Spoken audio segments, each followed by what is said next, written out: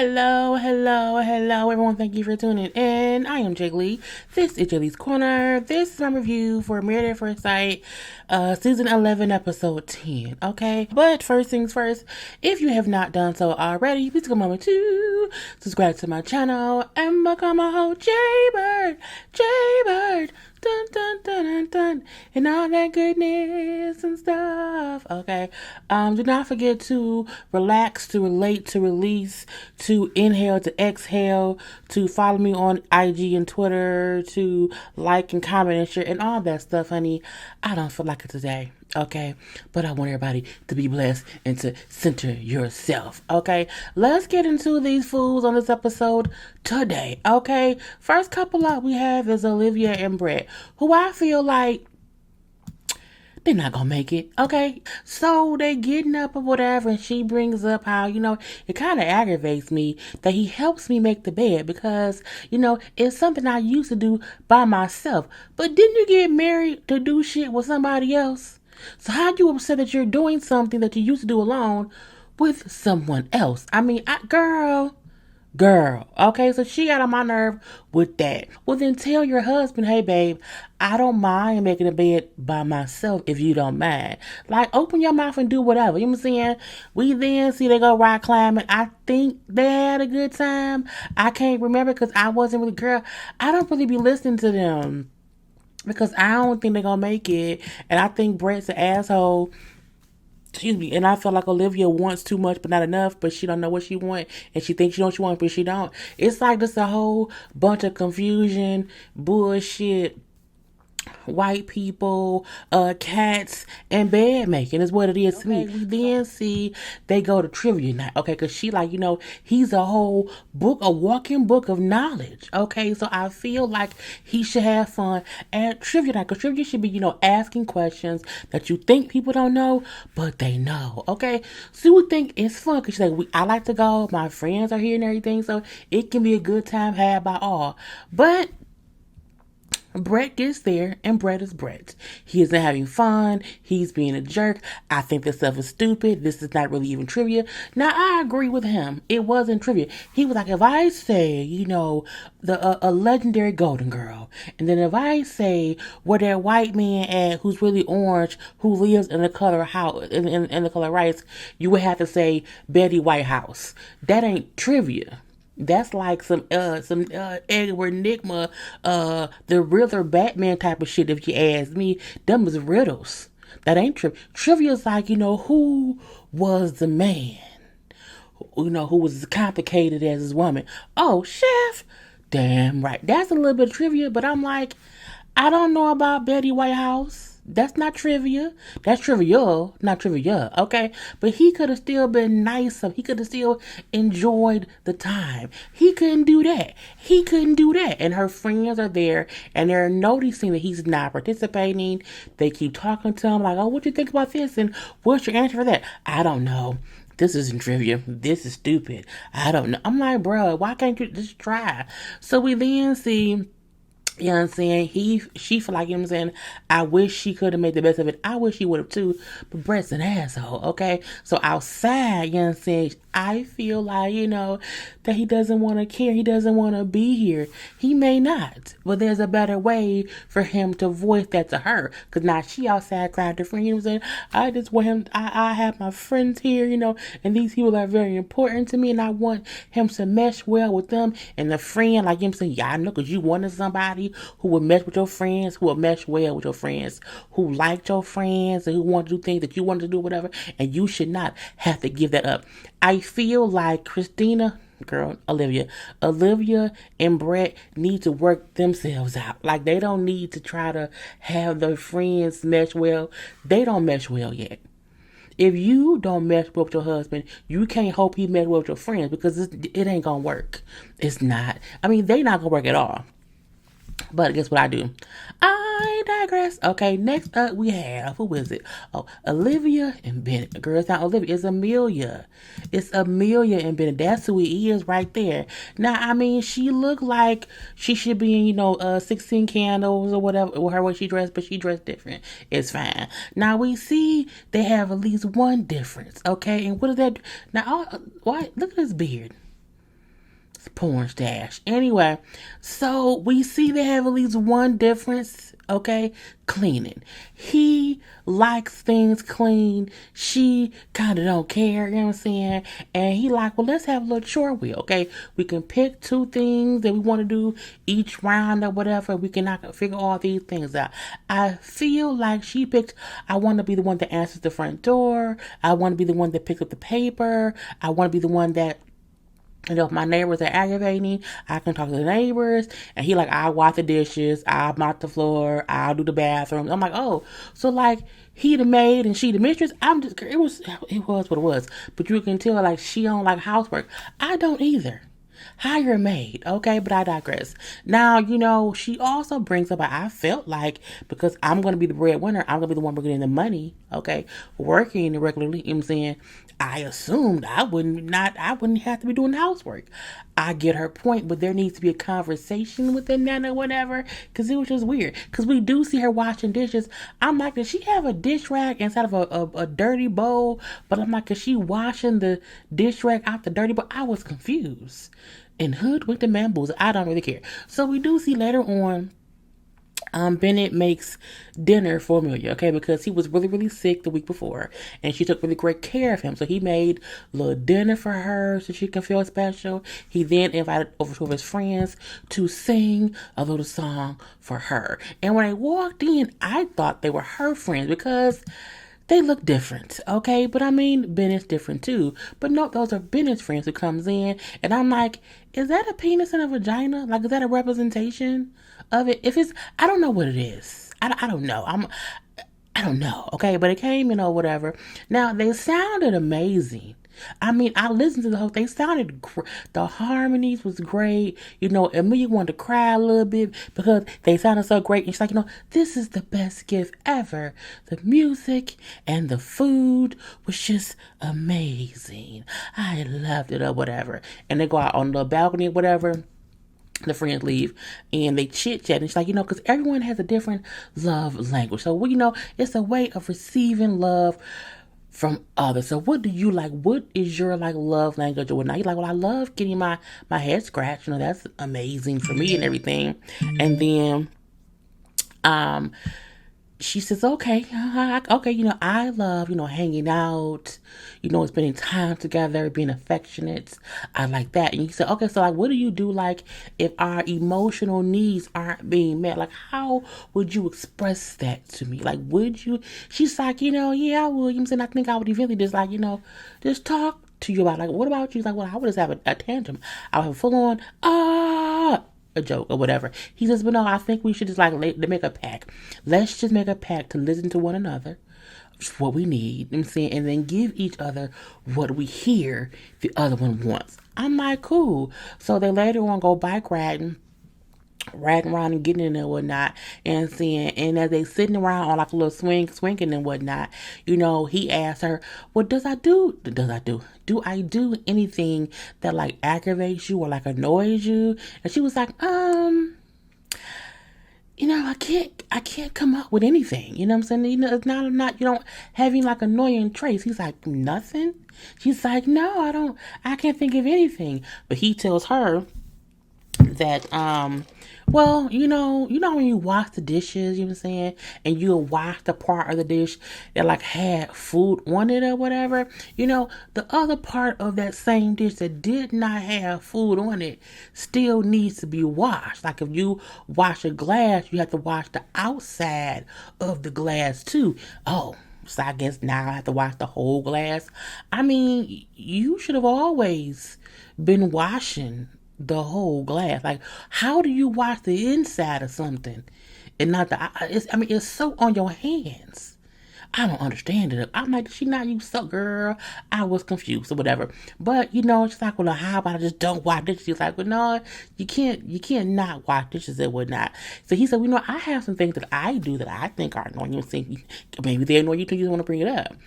I pick my nose sometimes. I'm late sometimes. I make weird noises. I forget to wear deodorant sometimes. But each time he gives a thing or whatever, she has something. Oh, well, no, that's not that bad. That's not that bad. And she had a reason as to why. Oh, it's okay. He's like, oh, okay. And he's like, I just feel like I hope she doesn't like put me on some pedestal that even things that are annoying. She's like going to tolerate them because she thinks I'm the best of the best or whatnot. I don't want that to happen because in a previous relationship, like someone did that, and you don't want to ever get to a point where it's just not a realistic situation. I say, I get it. Okay, I get it. Next up, we have Miles and Karen. That damn Karen. Karen is gonna just make everybody want to like push her down some stairs of pillows, and she falls into a bed of pillows that maybe has like a little pin that sticks her in her butt. Karen didn't come home last night because she said, I went to my house because I was upset, okay? Because Miles, betrayed my trust. You know what I'm saying? Because I was upset because he wrote down the whole sex with my wife on the calendar. I'm looking like he didn't even say, I'm gonna fuck you that day. He just jokingly wrote something on the calendar and like erase marker. It's so frustrating that every good thing he does, she questions it if it's true, if it's really him. And then one thing he does that he's joking about it, oh, now he's a horrible ass person. It really aggravates my psyche with Karen and her bullshit or whatever. She then says, I'm now questioning what his real intentions were with me. Like, what kind of person is he? Like, what is he really this nice guy? You know what I'm saying? I don't know. We can even move past this. Karen, why the fuck did you come on the show? I don't get it. You said you came on here because you ready for marriage. You then get married and you want to like tiptoeing in some Jordans like over every little issue. You're not even fully living in the moment of being married or trying to grow. You're trying to stay stagnant. You're trying to stay stagnant as if this man ain't your husband. And like you don't have to allow things to happen organically. You're trying to prevent things from happening because I don't know why. I think it's you. Okay, sometimes it's not me, it's you. And it's you, Karen. It just aggravates me. Okay, now he brings up how I was just joking. I'm saying I wasn't trying to be for real or whatever I'm saying, but I also want to make sure that she knew like eventually I do want us to eventually have sex. It does not mean that we need to have it right now. And so for me, I feel like Karen, fuck you. Okay, you on some bullshit. So later on, she comes back to the house, they chit chat. And she's like, I was just really upset, at how the conversation went and what you did. You know what I'm saying? I don't mind talking about intimacy, you know what I'm saying? But you writing it on the calendar, it just pissed me off. And I'm like, he didn't touch her cooch. He didn't grab a titty. He didn't smack her ass. He did not touch her in any way. He just wrote on a calendar jokingly that he could have sex with his wife on the side. I don't get it. I don't. At this point, they've been married for 3 weeks. And I'm not saying that she has to give it up right now. Not saying that at all. But to make it seem as if he shouldn't want it is stupid. And to make it seem as if him writing that made you, because she said it made me feel not safe. I say, bitch, where, how, who, what, when, where, and how, and why? I can't. It's like, yes, we're married. I get that we're married or whatever, and I know sex will come up, but we just kissed for the first time a few days ago. So in that moment, I just didn't feel safe. I'm looking like, why didn't you feel safe? Because he wrote down he wants to have sex with his wife. Do you think he don't think he wants to have sex with you? Y'all have been laying in the bed together and he ain't tried shit. How do you feel more uneasy or unsafe with a man who wrote down, I want to have sex with my wife, when that same man don't touch you? He don't force you to do shit. All he has done is make you feel fucking comfortable. You owe entitled. It aggravates me, the entitlement that people have when they are given something they asked for and then they be inconsiderate about having it. Girl, the fuck or whatever. You know what I'm saying? She then says in the same breath, I know that we need to be more attentive to each other, whatever, and be more considerate of each other. He then agrees. She said, because I do want to, I forgive you. Because he say sorry, for how you made her feel. But I felt like he didn't owe her shit. Fuck you, Karen. He did not owe her an apology because he did not do anything wrong. I'm happy he said sorry because it's how it made her feel. And I'm happy he was able to understand, well, okay, I did not mean to make her feel that way. But her feelings is some bullshit. Okay, her feelings is some goddamn attention. I told you, Miles, ignore her. Ignore Karen for the rest of the series. Okay, just don't talk to her. Let her wonder if you like her. Don't let her know you like her. She needs to chase a man. Okay, she needs someone to cuss her out, get somebody else pregnant. She needs these things to make her feel as if I can trust him because he's a bad person. Because who don't want to trust a good man who hasn't given you any reason to make you feel unsafe? Girl, the fuck by. Anyway, I'm sorry, Karen. I didn't mean to. Okay, you know what I'm saying? I'm going to get closer to you. I thought you just felt unsafe. Now you want to get closer? Girl, the fuck back. Okay? Now we do see them come meet up with Amelia and Bennett at a park to play, I think it's bocce ball or whatever. They just throwing balls around, see who can throw the balls far enough. And it was like whoever wins, each round has to can ask their spouse to give them a kiss wherever they want on their body or whatever. Now, of course, Amelia and Ben don't have an issue with that. But kind of, I don't feel too comfortable with that, you know what I'm saying? But I guess I'll go for it. I'm like, they not asking you to go behind the bush and suck a dick. They not asking for you to suck a dick. I'm hoping they don't ask you to suck a dick. But why you at, girl, it's just your fucking husband. If you can't kiss your husband who you've been with for 3 weeks because you went on a show called Married at First Sight, girl, the fuck, get out my fucking face, Karen. Anyway, so, but she goes along with it or whatever. We do see that, like, at the end, like, they won different rounds or whatever. So she's like, oh, kiss my nose. He said, oh, kiss my forehead or whatever. These little things or whatnot. And then when Miles wins, like the whole thing at the end, Bennett and Amelia kind of pick, oh, well, kiss him on the lips. Oh, really? I'm looking like, again, they not saying suck a dick, okay? But she does it. But I'm like, why you acting like they making you suck dick? Girl, this gets my damn nerves. But they get to the house later on or whatever, and they chit-chatting. I wasn't much listening. We're not. They in a better space. Whatever. And then in the bed, she admits that she likes snuggling with him. If you like snuggling with a man, he can't make you feel unsafe. Because that means you laying with that man. If his dick don't get hard laying with you, he can control his penis from being hard and poking you when you snuggling.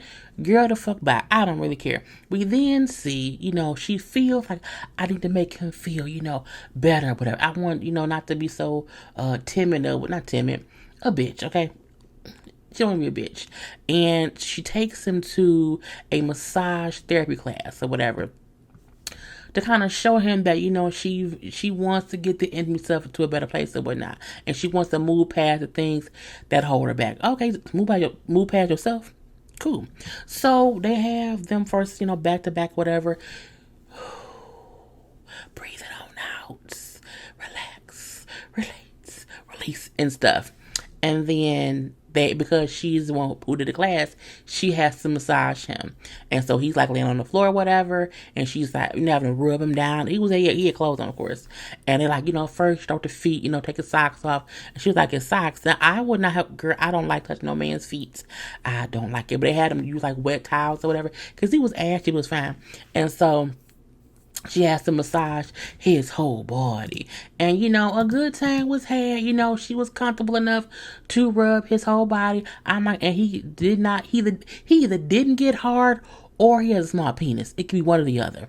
Anyway, Miles likes it. He was relaxed the whole time. She, was seriously doing it the whole time. I appreciated that she, put her all into it. She wasn't like skimming over it, or she, was massaging the body, the buttocks, the thighs, the shoulders, and all those things. And she admits, I am attracted to Miles. I do want to have physical intimacy with my husband. I do want that. And Miles feels as if it's a good step in the right direction for their marriage. I'm like, if Karen stopped being a complete asshole and just stop trying to make it seem as if Miles isn't who he says he is, until he gives you reason to not trust him, stop not trusting him and stop putting 20 on 10 in little itty bitty shit. Okay, Karen, get out my fucking face. Okay. Next up, we have Woody and Bonnie. Um, Woody and Imani, I love this picture of Woody and Imani. Ain't it cute? I was like, oh, I gotta use this one. I'm leaving, and I love her twist out. Anyway, so they're at the house and whatnot, and seeing he up cooking breakfast. She up doing some laundry, doing some sweeping up, whatnot. And then it's like if you're gonna be doing laundry, you need to put your clothes. You need to separate your clothes. It was cute. It was cute and whatnot. And so they chit chat a little bit about, how he's a morning person. She is not. She prefers to be up late where he wants to go to bed and then he gets up early in the morning. And she's like, that's too much for me. So we do see them talk a little bit about the coronavirus because at this point, I think it had just started happening. And, when she mentioned how, people are out of, I think it was out of tissue or it was something the store was short on, and then she mentioned how if her mama didn't get her cigarettes, her mom would be pissed and stuff. And it went from that conversation to spanking children, okay? And she like, yeah, I don't really want my kids to be spanked. I don't want my kids to get whippings or whatever. But Woody thinks ain't nothing wrong with spanking kids. And I like how she said, you don't spank your students, right? He's like, well, no. She said, and they behave. He's like, well, yeah. She's like, right, so if you can not spank your students in school and they behave, why can't you take that same lesson and not spank your own children? And he's like, well, you know what? You're right.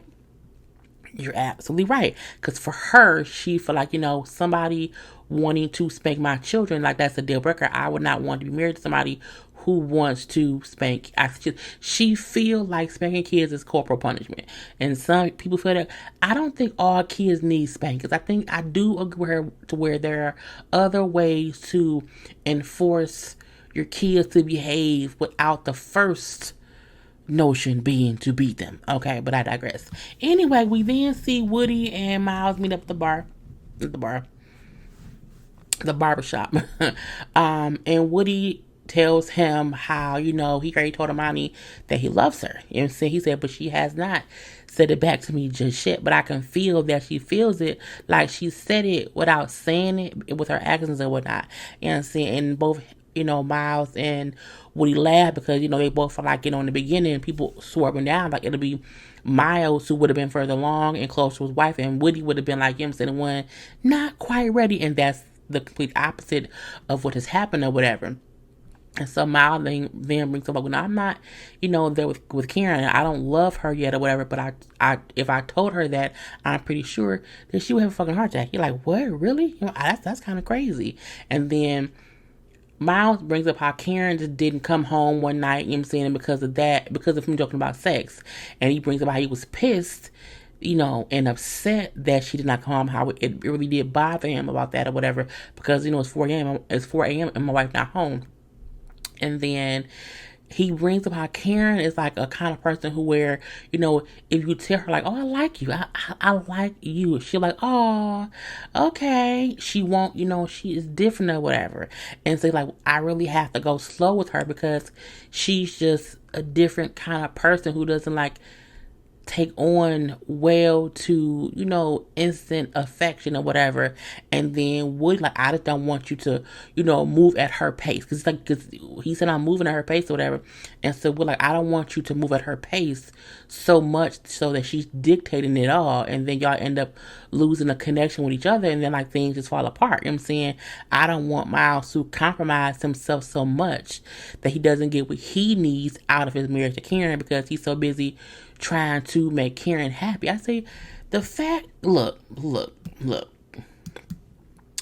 Episode 1, when they first showed us Woody and Miles, I swear I said, Woody ain't gonna be shit. He ain't gonna be shit. And he's shown the most maturity and commitment to this process. Him and Imani both, of course. But I mean, those statements of, I don't want Miles to compromise so much that he's not getting what he needs, because he can probably feel Miles doing it now. He's compromising what he want based on trying to keep Karen happy. And in return, he ain't getting what he need. And I'm not let him know. Okay, let his ass know. So we then see they have a little date night. It look cute. What was that? Cute little day night, you know what I'm saying? Just all up and whatnot. I'm like, okay. What's the song? Is it We're Forced when we together? No, I'm good all by myself, but we are forced when we together. Okay, and that's what this was, whatever. So a little date night or something, whatnot. You know what I'm saying? He tells her how, was me telling you I love you, like, did that put any stress on you? And then she's like, well, like, yes and no. No, because, just because you are there doesn't mean I have to be there too. She's like, but yes, because it do make me feel like, oh my God, like he loves me so soon, you know what I'm saying? And I don't want you to fall out of love with me just because, I don't say it back. So in that way, yes, but it's still fine or whatever, you know what I'm saying? But I have to make sure that the feelings I have, like that my feelings are accurate for how I feel and not for how you feel. You know what I'm saying? He's like, well, okay, I get that, cause like, it's not like you can just like say peace out. She's like, wait, I could say peace out if I want to. She was like, we married. He's like, I can get a divorce. She's like, well, you got to do paperwork, this and that. And she's like, I can do all that. I don't, okay. I'm saying, I don't mind that or whatever, but I'll let you think what you want to think. And she gonna laugh. And I think his thing is, by the time you want to divorce me and have to go through all these things, I'm on you back. But I don't want him thinking she can't leave him, because she wants to. Oh, she can. Okay, don't be trying to trap her. No, don't do that. And so we see that with them, and that was really what it was. And then lastly, we have for Henry and Christina. Okay, boom, pow, pow. Now with them, it was a little bit different. It was a lot, but a little at McDonald's today. Now we see how Amani and Woody, Brett and Olivia go out to eat with Henry and Christina. And, they all sitting around chit-chatting and whatnot. And Amani asked, like, well, are y'all, bonds increasing? Like, are you guys liking each other more and more? And so for Olivia and Brett, they said, well, yeah, this has been a better week, than before, whatever. I feel like they lying, okay? It just a lie about it or whatnot. And then with Henry and Christina, they both smile. Like, well, yeah, this has been a much better week, than before. Like, things have gotten much better, and they're being truthful, okay? They're being truth tellers. And, they tell them how, we went to go play golf, you know what I'm saying? And she's like, yeah, we went, we had fun, like he was talking or whatever, and I like him, I like him, which made Henry blush. It was really, really cute. He was blushing and smiling. And then he said, yeah, we went salsa dancing or whatever, and she was really sexy, which made her blush. So again, it was real cute to see them both say little things that made the other one feel excited. We'll say excited or whatever. And so we then see Amani has like a one-on-one conversation with Henry. I'm just asking him like how things are going or whatever, and how they're going and doing things. Just trying to be more effective with each other. And he admits like, well, it was hard at first because, what I'm saying, because of how impatient she was and how she was basically rude to production and crew, whatever, like it wasn't an attractive thing. Like it actually turned me off, to see how she was acting. He said, but recently, like, the past few days, like she's been much better, whatever, because, if she was to be how she was before, it wouldn't work out. Like that would be, a deal breaker. If she was to continue to be, mean and rude and impatient, like I would not be able to stay with her if that continued, okay? But we know that he told her that, okay? Let's be clear. He told her, you're impatient. I don't like it because I don't like it at all. But whatever. So then after that conversation or whatever, we see the ladies, Christina, Amani, and Christina talk. And so she's like, so what did you and Henry talk about? And so she told her, what he said, that you was impatient, a little bit rude, or whatever. For him, it was a turnoff. I'm saying that for him, someone being that impatient is a deal breaker for him. But he also said the last few days you've been pretty different and whatnot. You know, to see y'all in a better space. Christina then gets upset. Well, he never told me that. You know what I'm saying? That's a cop-out answer. That's kind of crazy. He just called me sexy. I'm like, what? You know what I'm saying? And now he's telling you things and telling me things, like he's telling people different things, and I'm just confused. Like, why not tell me that me being impatient is a deal breaker or whatever, and that would mean he would not stay? I'm like, in so many words, he has said that, for one. And I do think Miles may be more comfortable talking to somebody who he's not trying to have a relationship with right now. I think that's why he was able to properly explain things to Amani. But he didn't say anything wrong. He just said how things were and then how they are now, okay? But again, at this point in time, now she mad because she feel like he telling Money things that I don't know. But I'm like, but he told you that you were impatient. He didn't like it because that's what made you then come back and confide in him, saying how you was on that you were off your meds. Are you still off them? Because you seem a little bit crazy or whatnot. Anyway, so at the house, she asked, like, what did you and the Amani talk about? He's like, about this and that or whatever. He tells her what was said. And then it's like, well, Amani said that you said, that impatience is a deal breaker. He's like, well, yeah, I said that too, but I also said, we've had better days recently, you know what I'm saying? But I was just expressing how things has been. And then what you're telling people stuff that I don't know, like you even called me sexy in front of them, and you hadn't called me sexy to me. So like I felt like, what if it's not even genuine? Like I'm like, what? Like, why tell Amani about stuff that you're not telling me? And then she then goes on, like, because you need to stop pretending or whatever. And how do I know that you're not, like, if you want to just pretend to be nice so that you don't look like an asshole on the show, you don't have to do that. I'll be the one, like, I would act a complete ass if you would just be honest with me. And say, I will make it look like I'm the big, I'm like, you are an asshole, but I digress or whatever. And then, he like, well, it's difficult, I'm saying, for me or whatnot. And she's like, well, do you see us working out? He's like, well, I can't, it's not that cut and dry. And I'm saying, I can't really, if you're asking me to make a decision right now, I don't know if we'll work out in the future. You know what I'm saying? But the process is to work at things, to get better, whatever.